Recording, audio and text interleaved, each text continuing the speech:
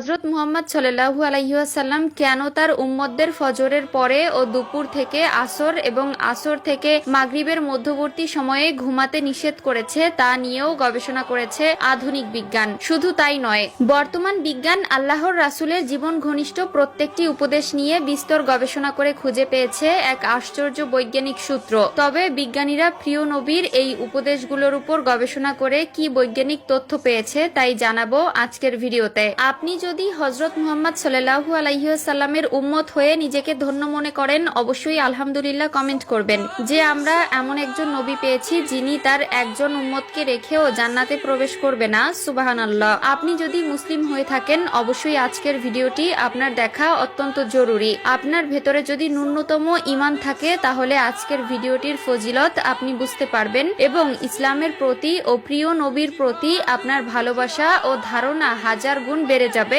ইনশাআল্লাহ। একটি স্বাস্থ্যবিজ্ঞান ও মনোবিজ্ঞান প্রিয় নবীর প্রত্যেকটি কথাই সত্য প্রমাণ করেছে। আমাদের মধ্যে যাদের দিনে ঘুমানোর অভ্যাস আছে তারা অবশ্যই ভিডিওটি শেষ পর্যন্ত দেখে যাবেন, হয়তো আপনার উপকারে আসতে পারে। বর্তমান বিজ্ঞান প্রিয় নবী হযরত মুহাম্মদ সাল্লাল্লাহু আলাইহি ওয়াসাল্লামের সুন্নতের ব্যাপারে বিস্তর গবেষণা করে তারা অনেক কিছু আবিষ্কার করেছে। রাসূলুল্লাহ সাল্লাল্লাহু আলাইহি ওয়াসাল্লাম বলেছেন, তোমরা ফজরের নামাজের পরে ইশরাকের ওয়াক্ত পর্যন্ত কখনোই ঘুমাবে না এবং আসর এবং মাগরিবের মধ্যবর্তী সময়ে কখনোই ঘুমাবে না। শুধু তাই নয়, মাগরিবের পর থেকে এশার ওয়াক্ত পর্যন্ত কখনোই ঘুমাবে না। প্রিয় নবীর এই উপদেশটি আমাদের জন্য কতটা কল্যাণকর সেটাই এখন জানার বিষয়। বর্তমান চিকিৎসা বিজ্ঞান গবেষণা করেছে যে আল্লাহর রাসূল এই বিশেষ সময়ে কেন ঘুমাতে নিষেধ করেছেন। বিজ্ঞান গবেষণা করে আবিষ্কার করেছে যে ফজর ও ইশরাকের মধ্যবর্তী সময়ে পৃথিবীর বায়ুমণ্ডলে অক্সিজেনের পরিমাণ খুবই কম থাকে। এই সময় ঘুমালে আমাদের শরীর ভারী হয়ে যায়, আমরা ধীরে ধীরে খিটখিটে মেজাজের হয়ে যাই।